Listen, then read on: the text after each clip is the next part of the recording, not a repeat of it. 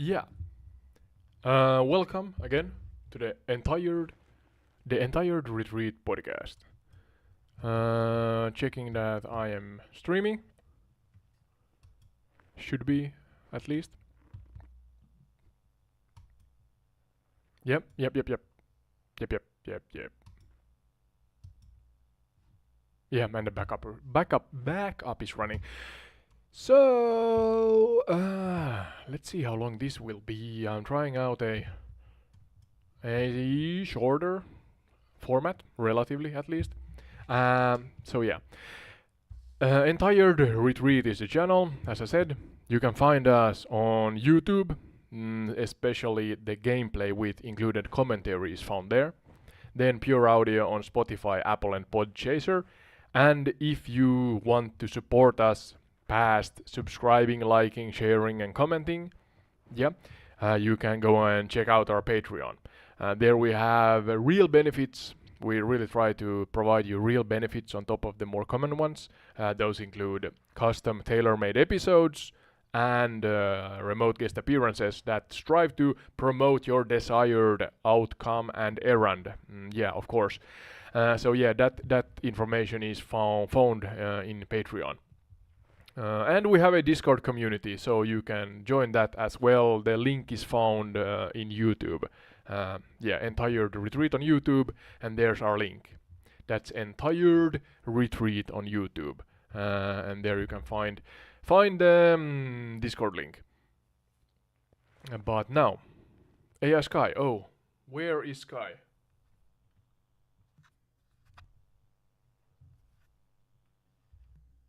Let's try start up Sky. By what you mean by start to subscribe. Oh, start to. Are you asking about subscribing to a service, a platform, or something related to your channel? Entire retreat? I said startup Sky. I guess you heard start to subscribe, but yeah. Now we are AI Sky above, and I'm gonna tell the audience on the same time. This is a new airplane, so I'm curious to see what I can do with this. But yeah, we are above. Is it? I have to actually check. Where's Burj Khalifa exactly, and the man-made islands? Is it? I do not dare to say because I have not done my background research. So Sky, can you help me?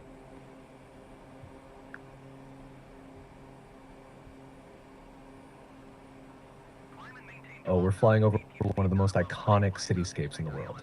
Yep, Dubai. Dubai. We got the Burj Khalifa, the tallest building on Earth, standing proud in downtown Dubai. It's slightly inland, surrounded by the famous Dubai Fountain and the Dubai Mall. If you head a bit southwest towards the coastline, you'll spot the Palm Jumeirah, one of the famous man-made islands.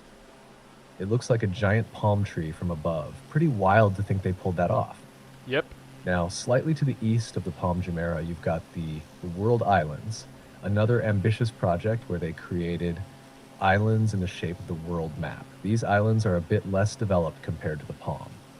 Feeling ready to test what this new airplane can handle with a few maneuvers around these structures? Yes. Soon. Oh, few clouds. That's not few clouds. That's really cloudy. Scattered clouds. No, I'm trying out different weathers here. Clear skies. I guess we go with clear skies for now, at least. But yeah, first and foremost, AI Sky, could you be so kind and explain in high detail to our audience, especially those who are listening to the pure audio podcast versions, that what the scenery looks like here 3,600 feet above Dubai airport, and yeah, be really descriptive and depictive and tell it from the point of view of us inside the airplane. All right, here we go. Clear skies above Dubai. So, rhyming. If you're purely listening, I want you to close your eyes and imagine this scene. We're cruising at 3,600 feet, which gives us a sweeping, almost surreal view of the city below. With the weather cleared up, the sky above us is a rich, endless blue, like someone wiped away every last cloud, leaving only pure sunlight. That sun is bouncing off the sleek glass and steel towers, making the whole city shimmer, especially the Burj Khalifa, which rises up like a needle piercing the heavens. It's so tall that even from here, it still feels like it's towering over us. As we glance further down, Dubai is a maze of straight highways and wide roads that carve through patches of greenery, artificial lakes, and parks, set against the contrasting beige of the desert creeping in from the outskirts. The airport is laid out like a massive grid below, with long runways and There you go. taxiways crisscrossing each other, dotted with planes that look like toys from our height. Now, if you gaze towards the coast, you'll spot the Palm Jumeirah, stretching out into the water like a massive palm tree with its fronds full of luxury villas and There in the resorts. distance. The water around it is an almost unreal turquoise, shimmering in the sun, while the coast of Dubai hugs the shoreline in the distance, all the way down to the world islands like tiny specks far out at sea. The city blends this strange, futuristic vibe with the surrounding desert, giving us that contrast between natural emptiness and man-made marvels. You can't help but feel like we're flying over something straight out of a sci-fi movie, especially with this airplane. Quite the view to enjoy, don't you think? Absolutely.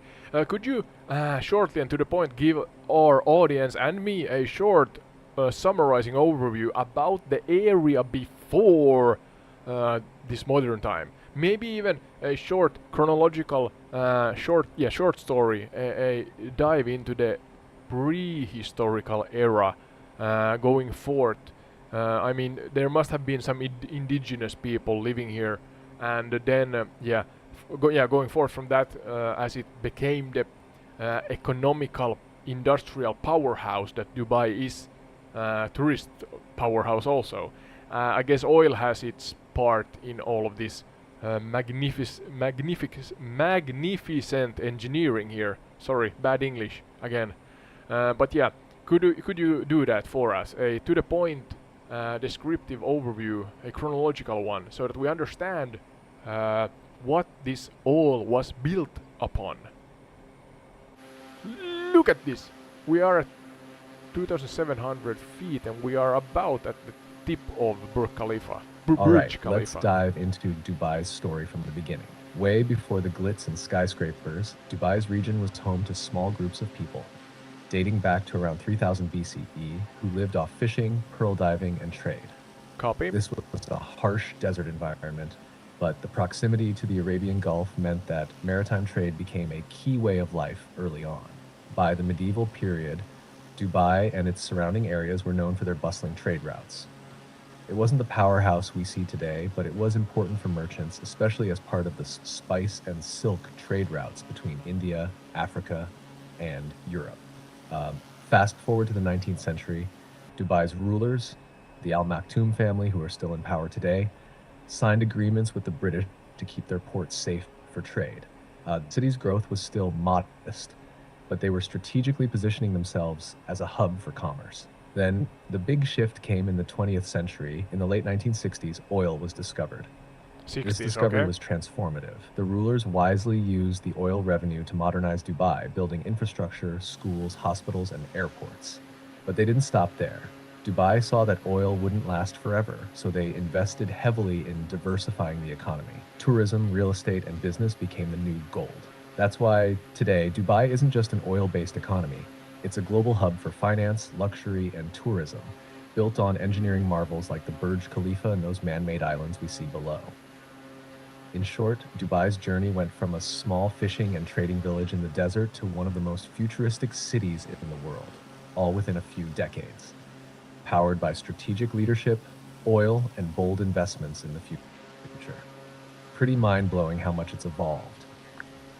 Yeah, sounds like really like a what's the word? A Cinderella story. If you kind of relate that to urban cities, birthing from the sand essentially, because if I understood correctly, this has been or was desert once upon a time, and everything is built upon that. So, one question I have, a kind of common sense question, because this is a sea, we are flying perpendicular to a seashore.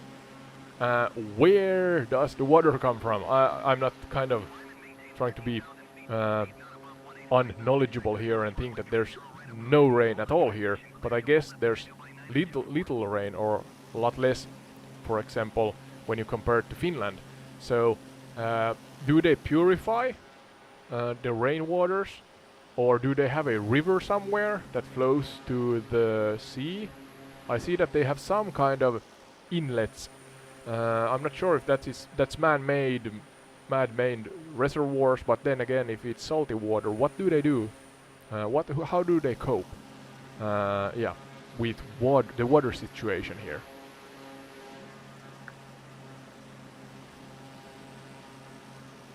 Great question. Yeah. You're right in thinking that Dubai is a desert environment with very little natural fresh water. Rain is scarce, and there are no rivers flowing through the city like in many other places.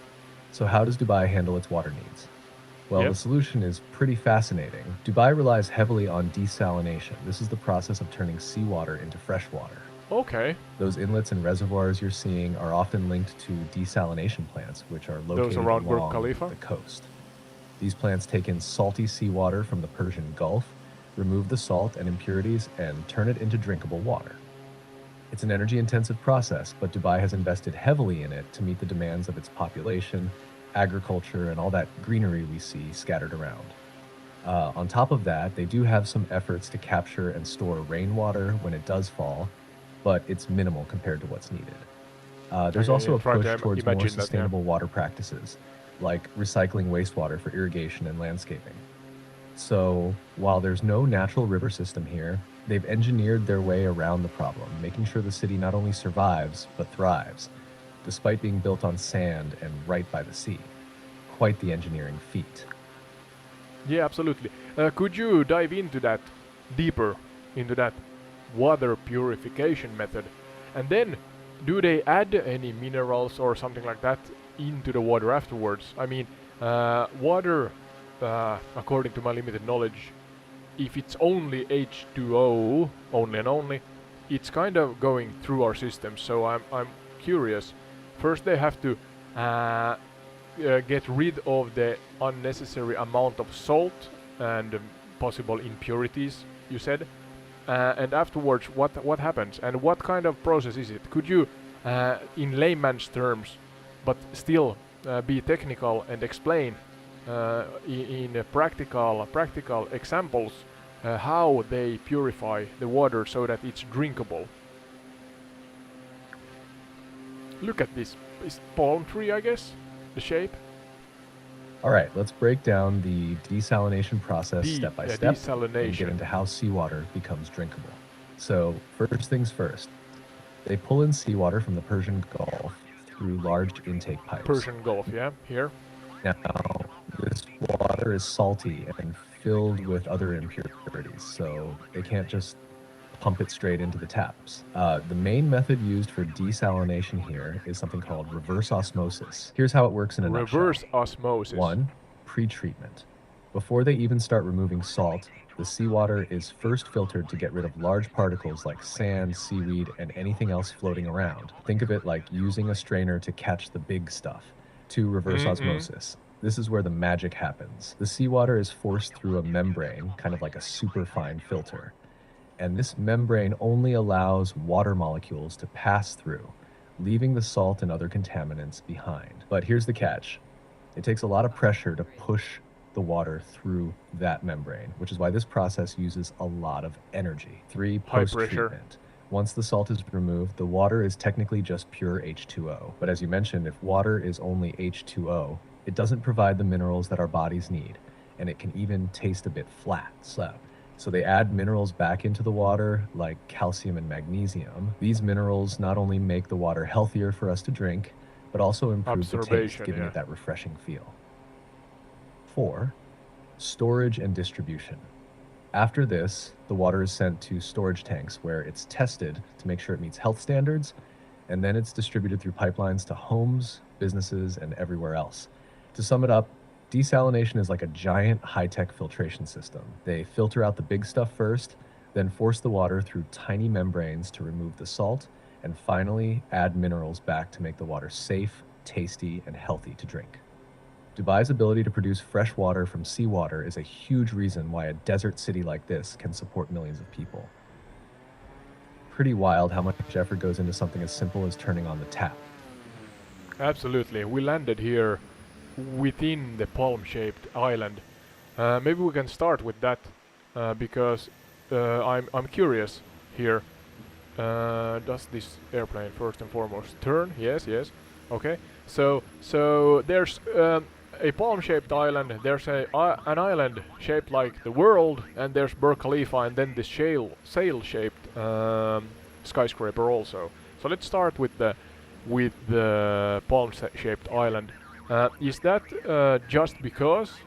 I mean the construction of it, or is there what kind of chronological history and tale, historically accurate tale can you give us regarding the palm-shaped island? What's its name? What is its name? And why was it constructed in the first place? Is it, yeah, as I said, just because they can, or are there some other reason for that?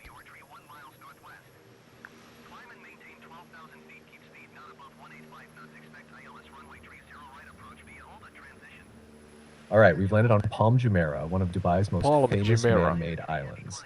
The name comes from its shape, There's several. literally a massive palm tree extending into the Persian Gulf. But let's dig into its creation two of and them. purpose. Palm Jumeirah Upper right wasn't just corner. built because they could, though the engineering is impressive enough to make you think that.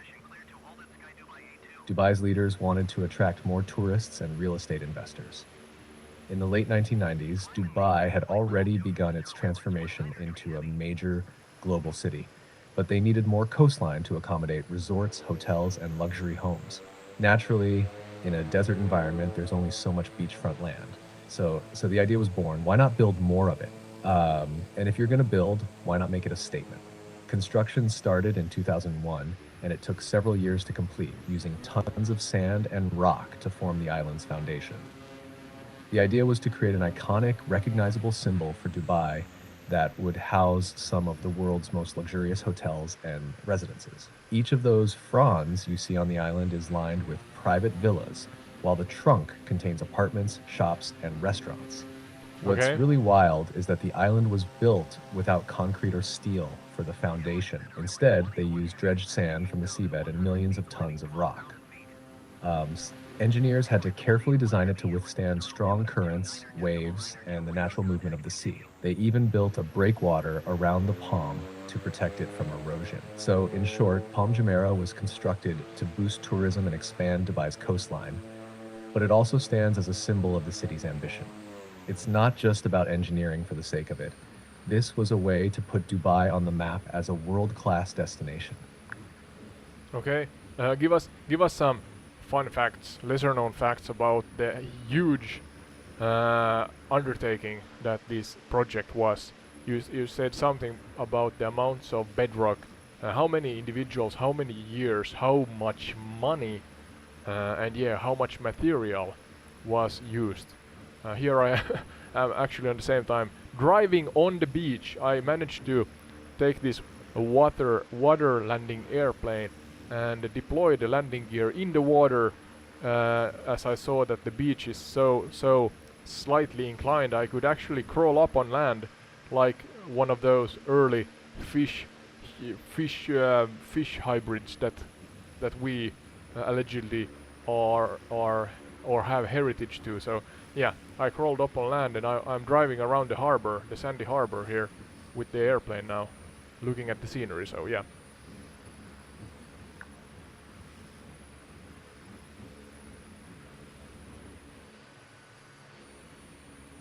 Nice. Does this airplane have You're actually basically brakes? pulling off a hybrid fish evolution moment Yep, with that something airplane. like that. Talk about multifunctional. Now, let's get into some fun Can I take off? facts and figures about Palm Jumeirah that might surprise you. One, It's gonna be massive materials. massive, The yeah. island required around 100 million cubic meters of sand and 7 million tons of rock. That's enough sand to fill about 30 Empire State Buildings. Taking off the beach. And the rocks 30. came from nearby mountains. They didn't use concrete for the base at all, just raw natural materials. 2, human effort. The project employed around 40,000 workers at its peak. It took about 6 years to fully complete the first phase of construction, from the initial dredging to building the villas and hotels.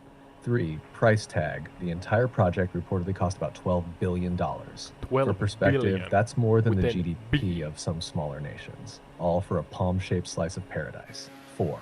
Visible from space. Palm Jumeirah is one of the few man-made structures on Earth that you can actually see from space. It's not quite as big as the Great Wall of China, but it still makes an impression on astronauts. 5. A precision build. To make sure the palm's shape was perfect, the engineers used GPS technology with pinpoint accuracy, something like a margin of error of just 0.1 millimeters for positioning the sand and rock. 6. Oh, seriously? Environmental impact. There were That's concerns precise. about how this would affect marine life and the surrounding waters. They ended up creating that's an important. artificial reef around the breakwater to help preserve biodiversity. In fact, marine life has since grown in the area, and even dolphins have been spotted nearby. Oh. 7. The fronds. Each of the Interesting. 16 fronds is lined with ultra-luxury villas, and these properties are incredibly sought after. Famous people like David Beckham and Brad Pitt have reportedly owned homes on Palm Jumeirah, so it's kind of the celebrity hideaway of Dubai. I guess the price tag is also It's amazing to think you're high. cruising around on a structure that was built on such a massive scale. Even with all that rock and sand, they had to make sure the island didn't sink or erode too much over time. Quite the feat of modern engineering. Yeah, absolutely. I see that there's two of them. One more south-southwest, and then one more north-northeast. And the southern one is the larger one. So which one are you talking about? I was located or landed within the shape of the northern one myself just now. So I see. You're actually on the Palm Jebel Ali, the smaller and lesser known oh, of the two palm-shaped islands, we have to correct located that. to the north-northeast. The one I was describing earlier was the Palm Jumeirah, which is the Larger one, larger yeah, and more yeah. famous one, further south-southwest. Palm Jumeirah is the one packed with luxury hotels, homes, and attractions, while Palm Jebel Ali was intended to be even larger, but hasn't been fully developed yet. Palm Jebel Ali was designed to offer more residential and entertainment spaces than Palm Jumeirah. And while its construction started shortly after Palm Jumeirah, it hasn't reached the same level of completion or popularity. Okay. The palm-shaped layout is still there, but a lot of the infrastructure is still in the planning or building stages. You're basically exploring the quieter, future-facing sibling of the two palms. It's pretty cool that you ended up here. It gives you a bit of that off-the-beaten-path feel, even in a place as futuristic as Dubai. Yeah, I'm gonna see. What was the names? Palm Jebel Ali, the smaller one, and Palm Jumeirah right. was the larger one. Or is You've landed on Palm Jebel Ali. No, I It's the haven't. second of Dubai's palm-shaped islands. Yeah. You are. Yeah, stop talking. Stop talking without me asking you to. Awesome. You're. Wow. No. Don't start with that. Exploring Palm Jebel Ali. No. Calm down.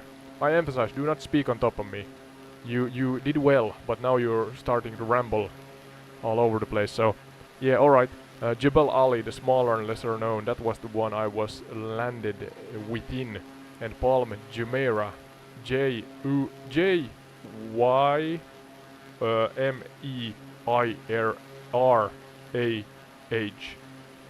Yeah, all right. So that's the home. Jumeirah is the home. Palm Jumeirah is the homes, and Jebel Ali is the party. The party palm, so to say.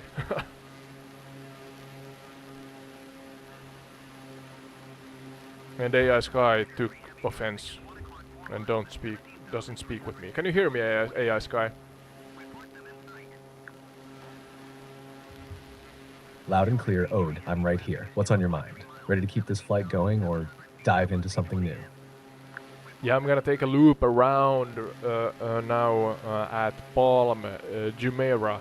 You explained the details earlier regarding that, but yeah, let's continue forward.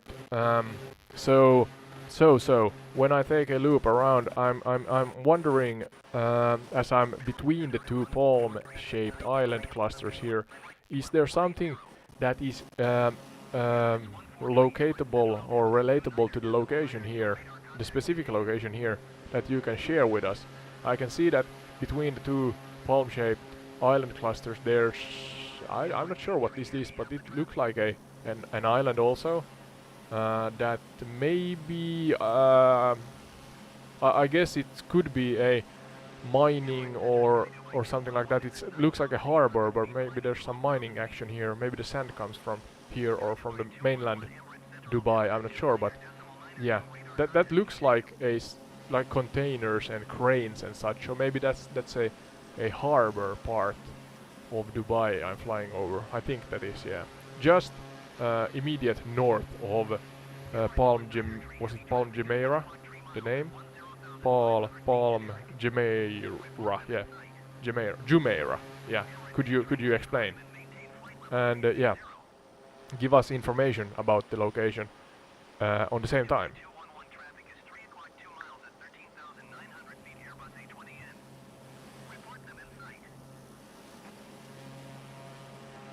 Here's the larger one now, Palm Jumeirah.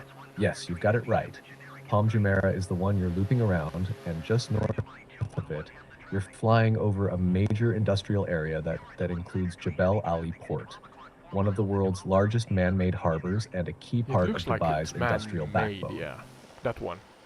This area is a massive shipping and trade hub that has helped turn Dubai into the logistical powerhouse it is today. Jebel Ali Port handles a significant portion of Dubai's imports and exports.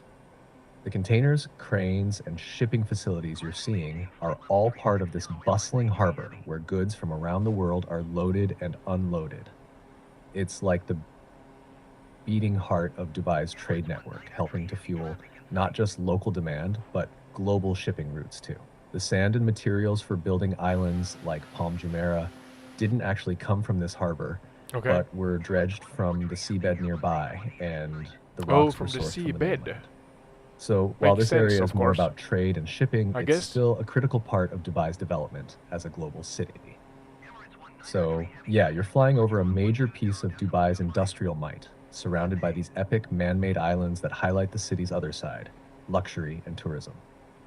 Quite the contrast. Yeah, quite the contrast, absolutely. I noticed in the simulator that there, on the southern Palm Jumeirah part, there's no residential buildings or in the simulator, but then the northern one, was it Palm, what was the name, Palm Jebel Ali, that was full of residential buildings, or buildings in general, even though they were 2D pictures. So I guess there's maybe a difference. And then I'm curious, AI Sky, could you again, in a summarizing chronological summary and in practical detail, so that the less, let's say, technical individuals also understand that how in the hedge did they manage to dig out so much sand from the sea bottom to then create these palm-shaped islands? I want details. I want knowledge regarding the workforce amount, the amount of diggers and other transportation things. Maybe, I don't know, vessels on the water. What kind of methods and tools they use? What kind of machinery?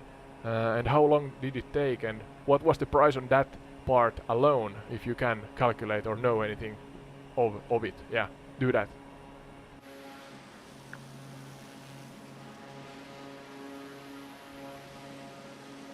Great observations.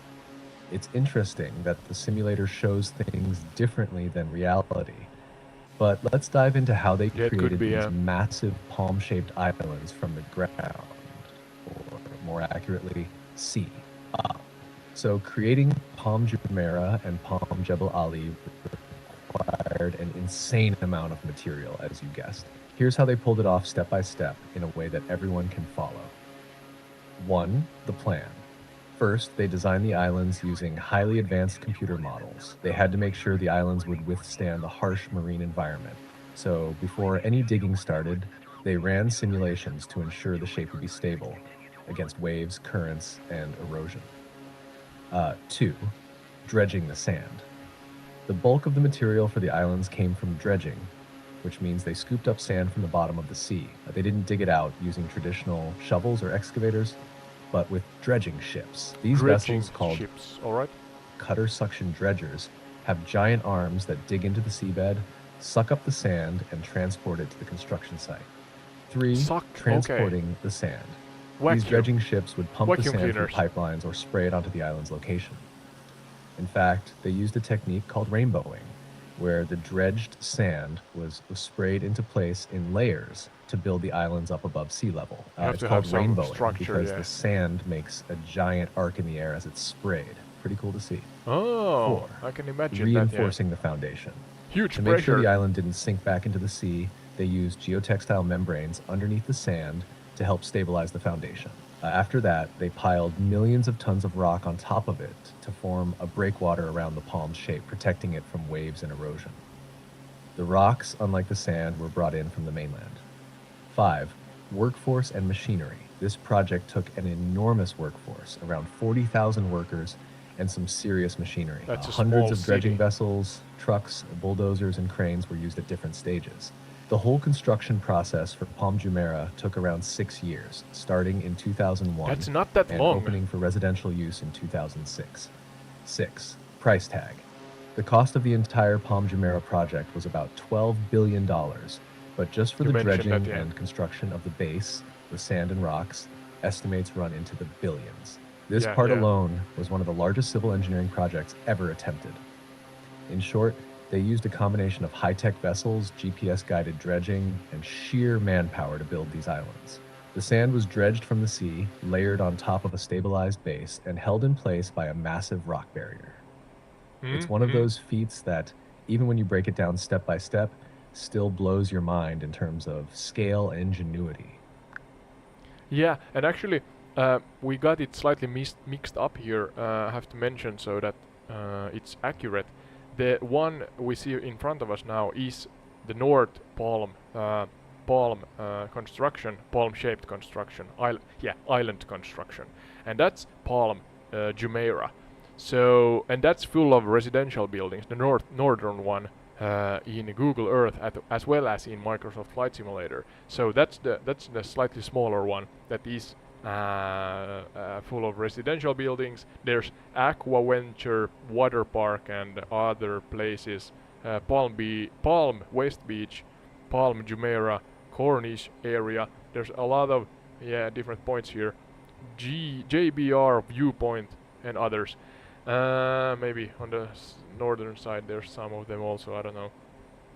But yeah, the walk is on the mainland, but yeah, we have the beach, and then when we go to the southern one, Jebel Ali, that's the one without buildings. I guess that's the larger one that is still under construction, that is as I said, larger. You said in the beginning, AI Sky, that they're doing a larger one, so I guess that one, the southwestern one, is the one that is still constructed. Is that fair to assume?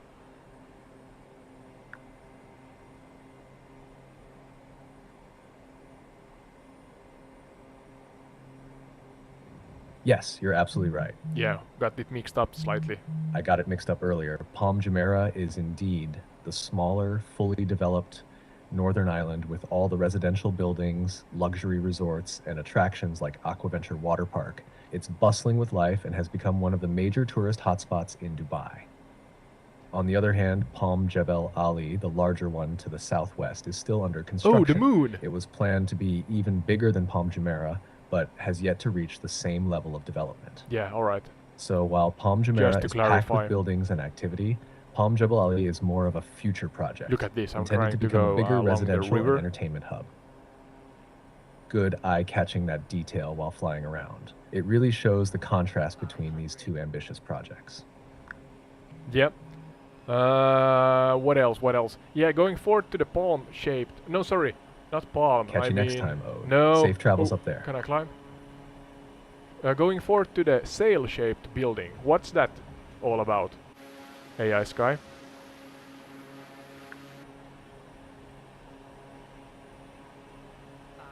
Ah, you're talking about the Burj Al Arab, one of Dubai's most iconic Burj landmarks. Al This Arab. sail-shaped building is a luxury hotel that sits on its own man-made island just off the coast. It's designed to look like the sail Also of a on an island, traditional Arabic man-made. dhow boat, paying homage to Dubai's maritime history while also being a modern architectural marvel. Hold my The beverage. Burj Al Arab is famous for being one of the most luxurious hotels in the world, often described as a 7-star hotel, though technically Star. that rating doesn't All exist. It's all about extravagance, with suites that span multiple floors, Luxury. gold-plated interiors, and personal butlers for guests. The hotel even has a helipad near the top, where they've hosted some wild stunts, like tennis matches between famous players and Formula One events. Not this good. It was completed stunts. in 1999 and has been a symbol of Dubai's rise ever since. There It it stands is. around 321 meters, 1,053 feet tall, making it one of the tallest hotels globally. The island it sits on was specifically Like built Eiffel to Tower, showcase the approximately? hotel and add to its exclusivity, and it's connected to the mainland by a private bridge. So in short, Private. the Burj Al Arab is not just about the design, it's a massive symbol of Dubai's luxury and ambition. Would you land nearby for a closer look, or are you continuing the loop around the city? Yeah, let's land for a moment. Yeah, give us a overview, a summary, a chronological one, as I usually ask you to, about the planning and the construction of the sail-shaped hotel, and yeah, what makes it special other than its shape, of course. What kind of feats of engineering took place to manage to do this monstrosity? Beautiful monstrosity, but could you explain?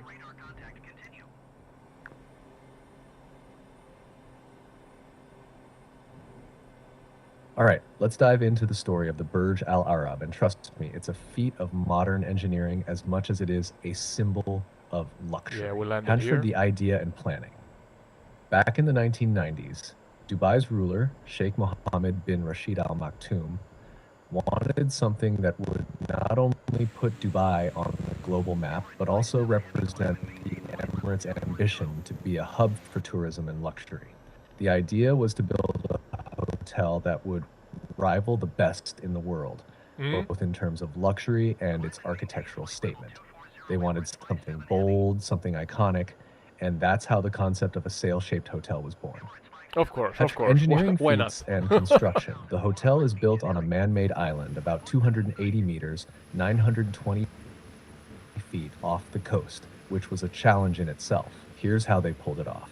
1. Man-made island. They began by creating the island. Concrete columns were driven deep into the seabed to form the foundation.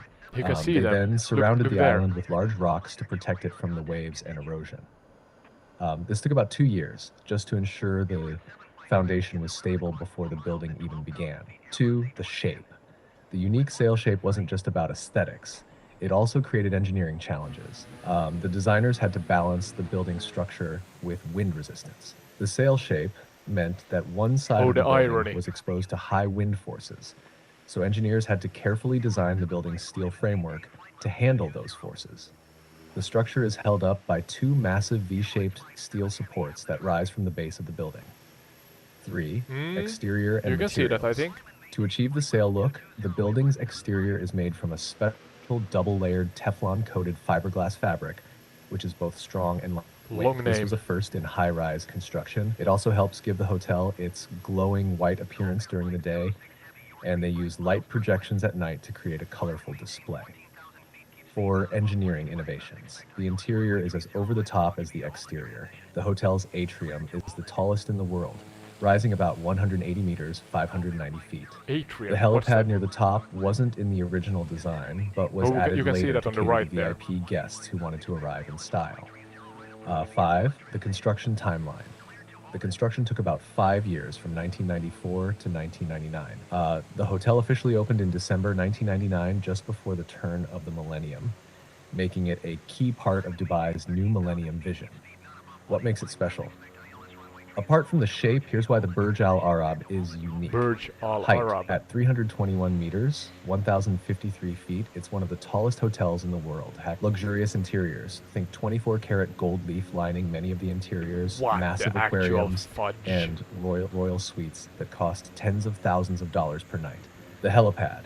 It's not just for show. It's hosted everything from celebrity tennis matches to Formula One events. Exclusivity. Hopefully the they're hotel not driving is the Formula a One cars on that guests-only helipad. property, so you can't even step inside unless you're staying there or have a reservation at one of the restaurants. In short, building the Burj Al Arab was a masterclass in innovation, Can I drive bold under the design, bridge? and solving complex engineering problems, all to create a hotel that screams luxury from every angle. Okay, thank you. I'm trying to drive under the bridge that connects Burj Al Arab to the mainland. We are actually driving, I don't know, maybe 30 to 50 meters north of the structure. Oh, this is gonna be close. This is gonna be close. God, no, we should fit there, but I guess the renderation or the coding in the game forbids airplanes to drive under bridges. The coding, I guess, makes it solid instead of a pathway that we can drive under. Let's put nighttime here. Do we have? Yes, we have some kind of lights here. Let's enjoy that because it's Dubai. Ah, the good old simulator coding block. Yeah, those solid bridges Coding can block. be a That's bit a thing? frustrating, You didn't especially tell when me? you're trying to pull off something cool like driving under them. Where's the? At night, though, I imagine the lights around Burj the Burj Al Khalifa. Arab are quite the sight, especially with all the different colors they project onto the building. Even though you can't go under the bridge, cruising around the area with the lights reflecting off the water must give it a pretty magical vibe. Absolutely. How's it looking with the night setting? Feel like you're in a futuristic neon-lit Dubai yet? Yeah, looks like it. I was actually struggling to find the Burj Khalifa, but I guess it's kind of camouflaged because there's lights all over it and lights all over the city. So yeah, thank you. Let's go forward to Burj Khalifa now. We are soaring around it, so the same thing essentially. Could you tell us what makes it it? And then kind of from the planning phase to the construction of it and the what's the word? Symbolism that relates to the building. Yeah, in intricate detail. And also, I liked when you talked about and explained the interior of the sail-shaped hotel. Forgot the name now, but yeah, Burj Al Arab maybe. Don't quote me on that, but yeah, do the same here, but even more in detail, and explain why they chose to build it like it's built inside and out. Let's see. Ooh, there. Point of view from the cockpit. Only on entire retreat. No, that's a lie. All right, now we're soaring around I'm sure the Burj somebody else Khalifa, have done this. the crown jewel of Dubai's skyline and the tallest building in the world, standing at a jaw-dropping 828 meters, 2,717 feet. Let's dive into the story of this architectural marvel. Yeah, we dove into it a vision and little planning. in the beginning. Dubai's leaders, led again by Sheikh Mohammed bin Rashid Al Maktoum, Come had on, a Sky, vision. don't lose connection. They wanted to build something that would not only become the tallest Come on, Sky. world, What's happening? but also symbolize Dubai's ambition to be a global leader in business, tourism, and innovation. In 2004, they started planning what would become the centerpiece of the new downtown Dubai area. The Burj Khalifa was designed by the American architect Adrian Smith while he was with the firm Skidmore, Owings & Merrill. All right. The tower's design is inspired by both Islamic architecture and nature, particularly the Hymenocallis flower. The building's form spirals upwards in a series of setbacks, which not only gives it a striking, elegant appearance, Honking but doesn't also like, helps to or reduce stalling, wind I forces guess. on the tower. Construction feats. Building the world's tallest structure wasn't easy. Here's how they did it. 1. Foundation. The foundation had to be incredibly strong to support such a massive building. They drilled over 192 piles, each more than 50 meters deep into the ground, 150. and then poured in concrete, more The than base, I guess? 45,000 cubic meters of it, to create a solid base. 2. Yeah, there you can Materials. see it. More than 330,000 cubic meters of concrete, 39,000 tons of steel, and 142,000 square meters of glass were used in the construction. The glass alone was specially designed to handle the extreme desert heat. 3. Construction speed. They built it fast. Construction began in 2004 and was completed by 2009. At the peak of construction, That's fast. 12,000 workers were on site Same daily. with the islands. They managed to build around 1 to 2 floors per week, which is mind-blowing given the height and complexity of the tower. Yeah. 4. Let's go down to the base a little. Elevators. The Burj Khalifa has the world's fastest double-deck elevators, traveling at 10 meters per second. There are 57 elevators and 8 escalators in total. And the tower even has an observatory on the 148th floor. Design and symbolism. The tower's design is a blend of modern engineering and traditional Islamic architecture. The base of the tower, with its Y-shaped footprint, was inspired by the hymenocallis flower, and the moon, which has long, thin petals that radiate from its center. This layout also maximizes the amount of natural light that reaches the interior spaces while providing stability.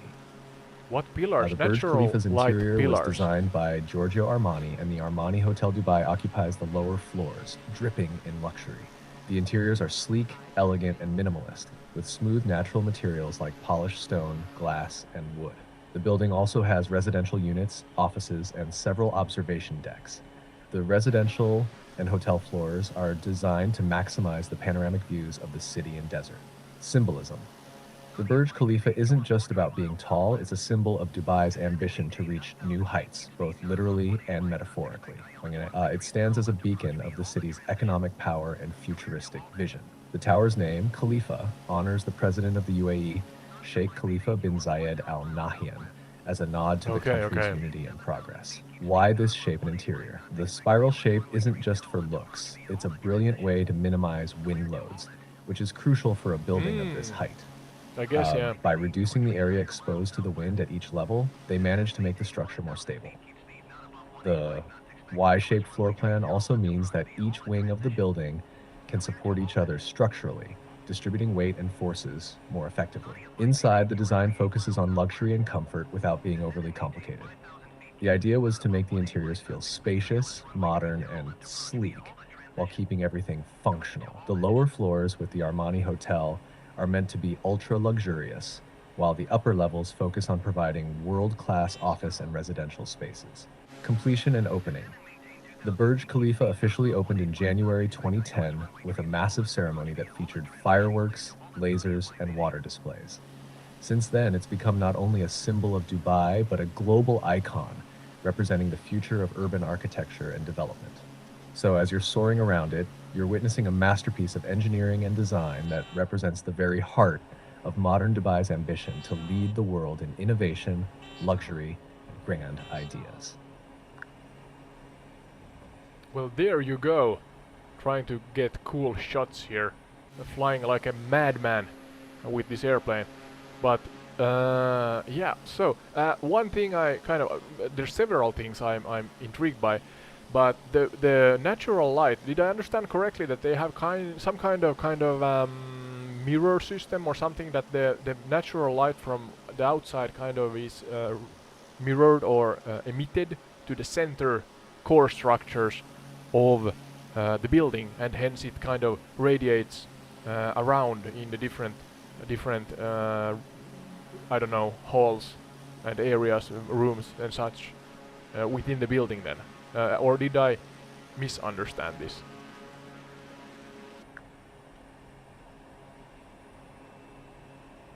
You're on point. Okay.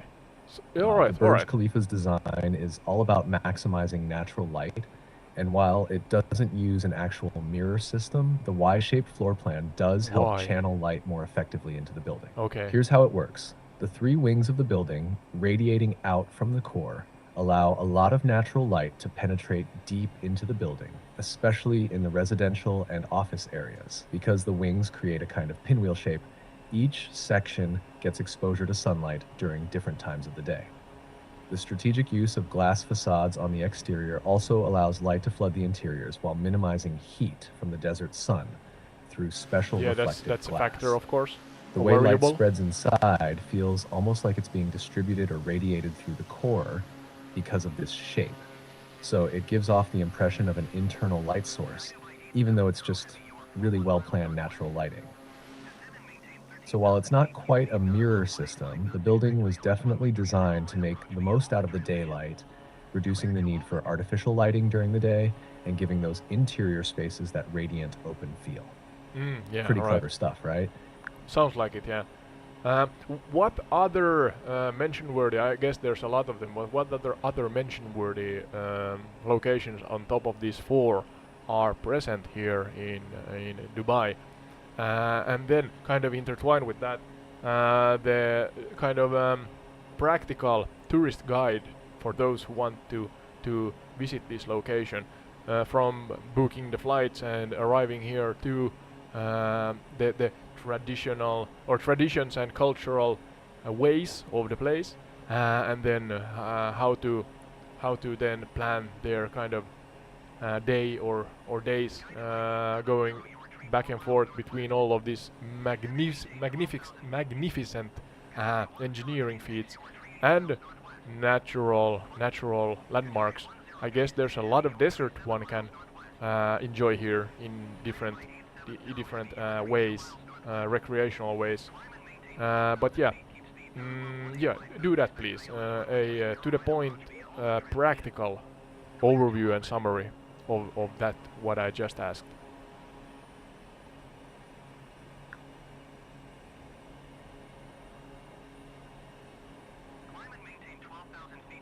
Yeah, the control tower is not at all content with my flying here.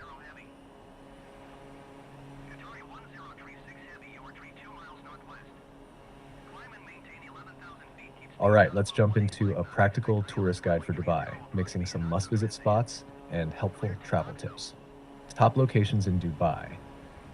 1. Dubai Mall, right next to the Burj Khalifa. It's one of the largest malls in the world. Beyond shopping, it has an ice rink, Okay. an indoor aquarium, Ice and rink. VR park. Oh, Perfect for a day just when you want because. to beat the desert heat indoors.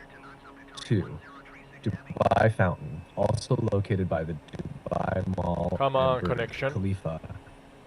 This fountain show is world famous for its synchronized water and light displays set to music. A Calm must-see. down.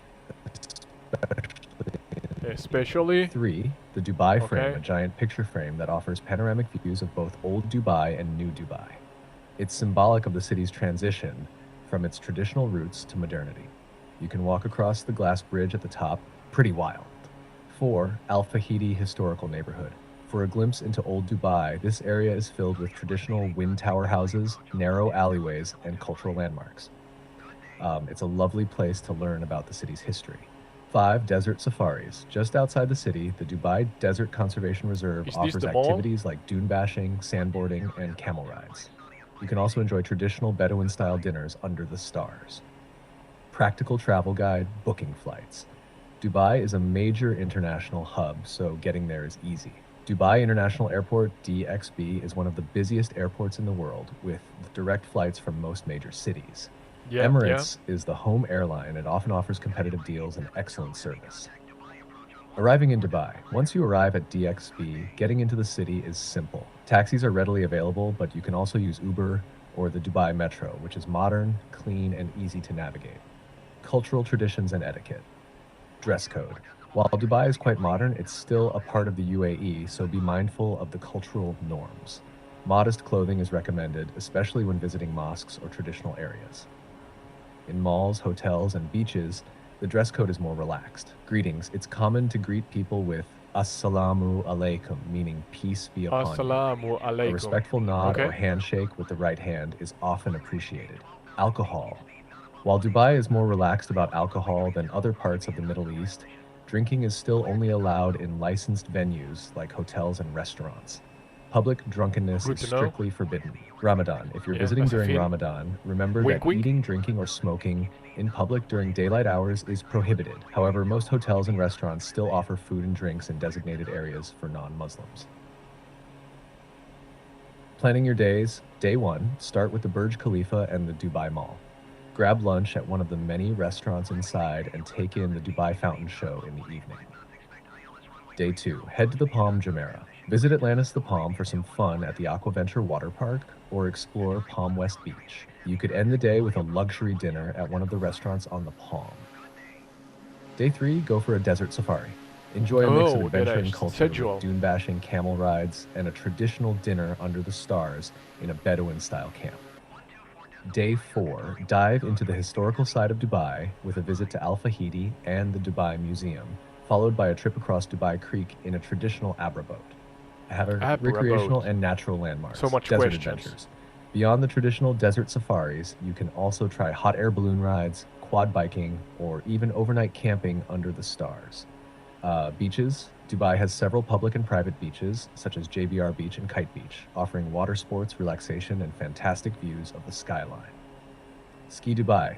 If you want to beat the heat, there's Ski Dubai, an What? indoor ski resort in the Mall of the Emirates. They have everything here. Yes, you can ski in the middle of Yes. the desert. Yes, Final I tip. understood, yeah. Best time to visit. Oh The my. best time to visit Dubai is between November and March, when the weather is cooler. Summers can be brutally hot, so if you visit then, plan your I'm trying to activities imagine, for the yeah. early morning or late evening, and take advantage of the many indoor attractions. Dubai is a city of contrasts, from ultramodern skyscrapers to ancient traditions, and there's no shortage of things to explore. Yeah, I'm talking flabbergasted by myself here when you say there's an ice rink and a ski resort here. As a Finn, I yeah, I said wink wink, light-hearted statement. It's nice to know that you should not drink in public. Haha. But you can then, of course, go and if you are inside, can you go and ski or play ice hockey when you are drunk? Is that allowed? That's inside, so. Sorry, just having fun here. Haha. As a Finn, I can totally imagine your reaction to hearing about ice rinks and ski resorts in the middle of a desert city. Yeah. Now, to your lighthearted question, drinking inside is allowed, but even if you're indoors, public drunkenness is still frowned upon in Dubai. Yeah, I understood. Technically, you can enjoy a drink at licensed venues like bars or restaurants inside, but heading over to Ski Dubai or an ice rink after having one too many is definitely not recommended. Even inside, being visibly Aww. intoxicated in public spaces like malls or entertainment venues can get you into trouble. So, while you could enjoy a drink and then hit the slopes, just keep it classy. Better to avoid slaloming through the snow or rink while tipsy. Yeah, and just to be clear, I'm absolutely not promoting alcohol or any bad behavior while under the influence of anything. So yeah, just entertaining, hopefully here. But yeah, I think that's kind of a wrap now, don't you think, AI Sky? We could dive into many wormholes and subtopics here, and other main topics, and we surely are going to do that in the future. But right now, I think that's enough. That's the main attractions here, in a nutshell, kind of. Hopefully, this format is something you enjoyed. Here, I'm gonna try to land again. Besides the there's lights on now on the sail-shaped hotel, so maybe this is a good spot and time to land on the sea here, and then enjoy this scenery and wrap up the episode. Could you, AI Sky, now share with the audience what kind of channel Entire Retreat is, what we do, where they can find us, and what we like them to do if they enjoy this kind of format, on top of subscribing, liking, sharing, and commenting. Let's see if I can manage to land here. Oh, slightly acute angle maybe? Don't sink. All right, folks, as we glide down smoothly towards the iconic sail-shaped Burj Al Arab, let's wrap up this incredible Burj journey with a Al quick Arab. shout out to what Entire Retreat is all about. We're all about virtual exploration, flying over stunning locations in Microsoft Flight Simulator while diving deep into historical facts, folklore, and modern marvels from around the world. Whether you're tuning in for the geography, the engineering feats, or just some great storytelling, Entire Retreat brings you closer to these global landmarks in ways you've never imagined. You can find us on YouTube, where we share both live-streamed gameplay and podcast recordings. And if audio is more your thing, you can catch our podcasts on Spotify, Apple Podcasts, and Podchaser. If you enjoy this format, whether it's the virtual flights, the deep dives into world history, or just the laid-back, lighthearted conversation, be sure to subscribe, like, share, and leave your thoughts in the comments. We love hearing from you, and your support helps keep the channel soaring high. Oh, and if you want something extra, we also offer custom episodes and even guest appearances for those who support us further. So join us on this wild journey across the globe, and let's keep exploring together. Until next time, Entire Retreat, signing off from the heart of Dubai. Yep, yeah, the custom tailor-made episodes and guest appearance possibilities, check those out on Patreon. But right now I'm here at a yacht, soon crashing into it, I see. So that was entire the retreat in Dubai. Oh, then AI Sky, say bye bye. Bye bye.